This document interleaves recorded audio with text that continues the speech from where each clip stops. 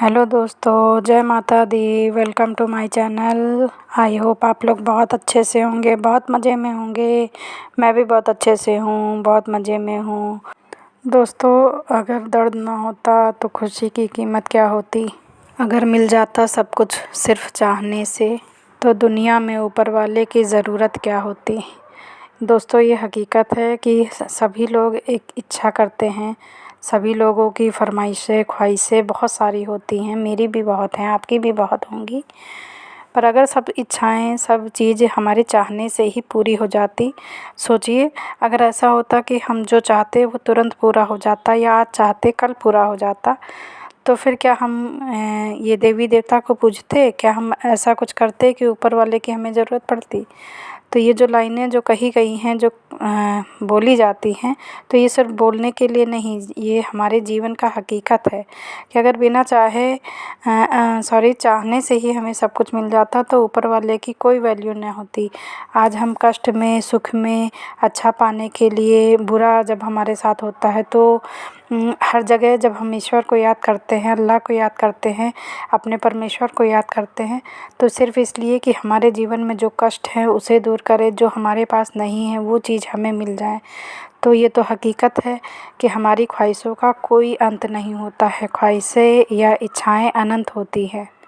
Guys, सुख या दुख हमारी तकदीर से मिलता है, हमें हमारे नसीब से मिलता है। इसका अमीरी या गरीबी से कोई मतलब नहीं होता है। ऐसा नहीं है कि सिर्फ़ अमीर आदमी महलों में रहते हैं तो वही खुश रहते हैं और गरीब आदमी झोपड़े में रहते हैं तो वो दुखी होते हैं।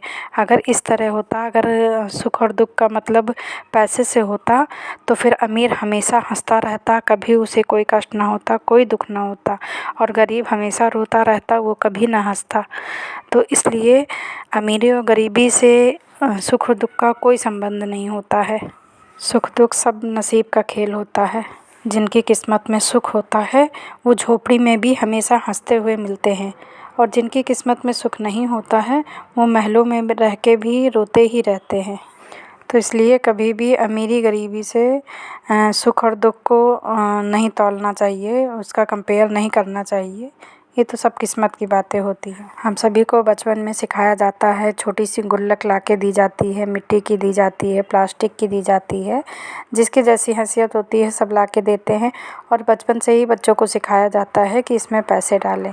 तो अब गुल्लक की ही बात बताती हूँ कि जैसे गुल्लक में हम पैसे डालते हैं तो गुल्लक हमारी बहुत इतराती है, बहुत ये सोचती है जितना पैसा है ये ठूस ठूस के भर दिया गया है मुझे पैसे से, तो ये सारी चीज़ें मेरी है, ये सारा पैसा मेरा ही है। पर वो गुल्लक ये नहीं जानती है कि ये जो पैसा इसमें डाला गया है, जिसको मैं अपना हक समझ रहा हूँ, यही एक दिन मेरी जान लेने का कारण बनेगा, और वही पैसे एक दिन उसका अंत कर देते हैं या करवा देते हैं। तब उसे एहसास होता है कि उसका तो सिर्फ़ यूज़ हो रहा था। तो यहाँ मोरल ये है कि सतर्क रहें। इस दुनिया में आप सोचें कि फ्री में कोई चीज़ मिलती है या कोई किसी को कुछ देता है, तो ऐसा नहीं है। कभी भी फ्री में ये दुनिया कभी किसी को कुछ नहीं देती है, लास्ट में वो सब कुछ फोड़ कर निकाल लेती है। ऐसा भी नहीं है कि इस दुनिया में सारे रिश्ते सब ख़राब ही होते हैं। कभी कभी आपने देखा होगा कि दोस्ती का रिश्ता है, या भाई बहन का रिश्ता है, या माँ बाप का रिश्ता है, या हस्बैंड वाइफ का रिश्ता है। अगर बहुत से रिश्ते ख़राब हैं तो कुछ रिश्ते ऐसे भी होते हैं जो हमारे दिलों पे हमारी मतलब अंतिम समय तक हमारे साथ रहते हैं, हमारे दिलों में उसकी बहुत स्पेशल जगह होती है। तो ये सब रिश्ते वहीं सफल होते हैं जहाँ रिश्ते में हर चीज़ दो तरफ़ा हो, कोई चीज़ एक तरफ़ा ना हो। प्रेम हो, समर्पण हो, प्यार हो, भावनाएं हो, इज्जत हो, मान सम्मान हो, जो भी हो वो सब दो तरफ़ा हो। किसी एक तरफ से है और एक तरफ से नहीं तो वो रिश्ता कभी नहीं चलेगा। जब रिश्तों में कोई चीज़ एक तरफ़ा हो जाती है तो वो रिश्ता फिर बोझ बनने लगता है। तो इन्हीं बातों के साथ शुरू करते हैं आज का व्लॉग। और ये देखिए, मैं चाय चढ़ाकर, मैंने दूध का बर्तन था तो 1 कप दूध बचा था तो मुझे चाय पीनी थी। मैंने चाय चढ़ाकर आराम से मैं बैठ गई हूँ और भूल गई, तो पूरा मेरा भगोना ख़राब हो गया। देखिए अच्छे से ये जल गया है। तो इसे साफ़ करने के लिए मैंने आज बहुत मेहनत की है, तो आप लोगों के साथ भी शेयर कर रही हूँ। तो इसके लिए मैंने पहले तो इसे नमक डाला मैंने इसमें, और बेकिंग सोडा जो खाने वाला सोडा होता है वो डाला, और उसके साथ मैंने इसमें थोड़ा सा विनेगर डाला। तो उसको डालने के बाद गर्म पानी डाला जिससे ये थोड़ा सा फूल गया, पर फिर भी मैंने छुड़ा के देखा क्योंकि ये एलुमिनियम का बर्तन था, स्टील का होता चाहे जल्दी साफ़ हो जाता, नहीं साफ़ हुआ। तो फिर मैंने इसे आग पर चढ़ाया और खूब जहाँ तक जला था ये ऊपर का, तो फिर भी थोड़ा सा कम जला हुआ था, नीचे ज़्यादा चिपका हुआ था। तो उसमें मैंने पानी डाल के 1 गिलास पानी डाल दिया जहाँ तक नीचे जला हुआ था, और खौला दिया तो काफ़ी इसमें निकल आया था। फिर मैंने इसे रात भर के लिए पहले धो दिया था। जब पहले मैंने इसे खौलाया था तो जो इसमें थोड़ा बहुत निकला था, चाकू से खुरच दिया था, वो सब निकल गया था। फिर मैंने इसे धो दिया था, तो ऊपर का देखिए सब साफ़ हो गया है, और रात भर के लिए मैंने रख दिया था क्योंकि रात में मैं साफ़ कर रही थी। फिर दूसरे दिन मैंने इसे फ़ुर्सत से साफ़ किया, तो ये इसे मैंने फिर से 1 चम्मच नमक डाल के और इसे खौलने के लिए रख दिया। कम से कम 10 मिनट इसे पानी डाल के रख दिया था, ये अच्छे से खौल गया है। फिर मैंने एक बार चला के देखा तो थोड़ा सा हल्का सा ये निकल रहा था, बहुत ज़्यादा नहीं निकल रहा था। फिर मैंने 5 मिनट के लिए और ज़्यादा इसके खौलने के लिए रख दिया।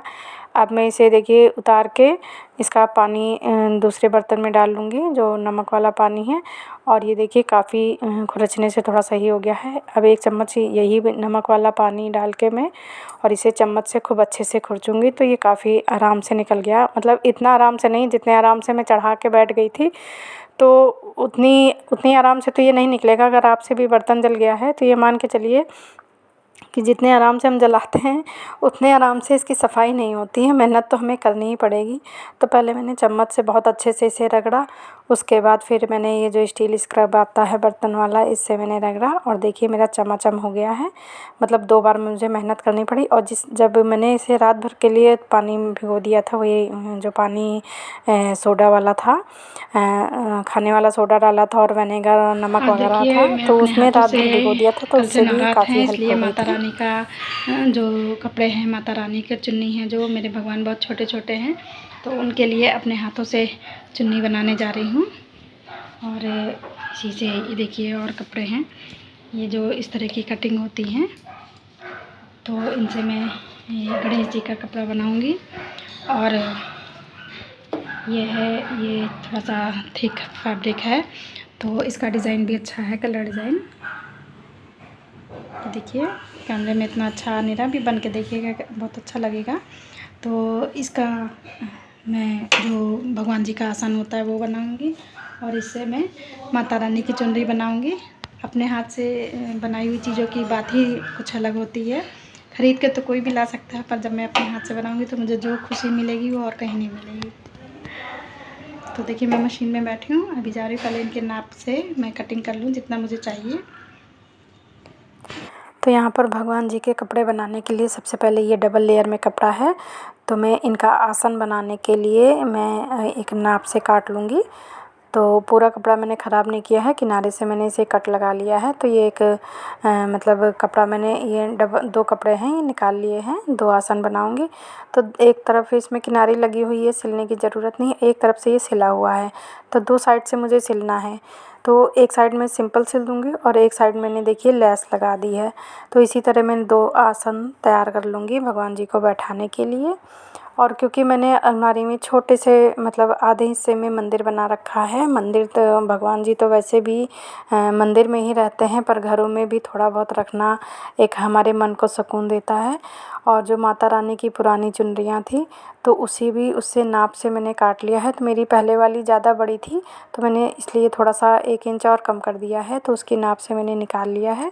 और क्योंकि ये ब्लाउज़ का फैब्रिक है तो देखने में बहुत सुंदर लग रहा था, तो इसमें भी मैंने एक साइड लैस लगा ली है, क्योंकि बाकी हिस्सा तो पीछे रहेगा। तो मैंने बिल्कुल सिंपल एक बहुत कम टाइम में बनने वाले ड्रेस बनाई है। और क्योंकि मूर्तियाँ नहीं रखी है, मैंने फ़ोटो रख रखी है, तो इसलिए मैंने लहंगा नहीं बनाया है। और इस कपड़े से मैं इसे डबल फ़ोल्ड करके एक स्क्वायर पीस निकालूँगी, जो कि मेरी जो गौर माता है, गौर जो होती हैं जिसमें सिंदूर डालते हैं, सिंदूर लेते हैं जिससे, तो उसको ढकने के लिए बनाऊँगी। तो इसके लिए मैंने डबल लेयर में कपड़ा लिया है और इसे चारों तरफ से सिल दूँगी, ऊपर से लैस लगा दूँगी। ये देखिए मैंने छोटा सा ये बनाया है, 3 तरफ से सिल दिया है, एक तरफ से बाद में सीधा करने के बाद अब मैंने इसमें लेस लगा के मैं इसे पैक कर दूँगी, सिल दूँगी। और जो पीला वाला कपड़ा है उससे मैं गणेश जी का जो क्या पीताम्बर कहते हैं वो है वो बनाऊँगी। और यहाँ पर देखिए मेरे सारे आसन दोनों तैयार हैं और माता रानी की 2 चुनरियाँ तैयार हैं। गणेश जी का जो पटुका होता है, पीला पटुका या पीताम्बर, वो तैयार है। और ये देखिए चौकोर में गौरा जी का गौरा जी मतलब गौर माता का ढकने के लिए चुनरी ये तैयार है। और अब तो देखिए यहाँ मेरे सारे कपड़े तैयार हो गए हैं। और अगर आप लहंगा बनाना चाहते हैं तो बस जैसे चुन्नी के लिए हमने सीधे कपड़े लिए थे तो इसी तरह लेके बस ऊपर चुन्नट डाल दीजिए, बांधने के लिए कुछ बना दीजिए, बन जाएगा। ये देखिए सारे भगवान मेरे कपड़े पहन के आसन में बैठे हुए हैं। तो आज का वीडियो जैसा भी लगे प्लीज़ लाइक कीजिए, अगर नहीं पसंद आया तो डिसलाइक भी कर सकते हैं।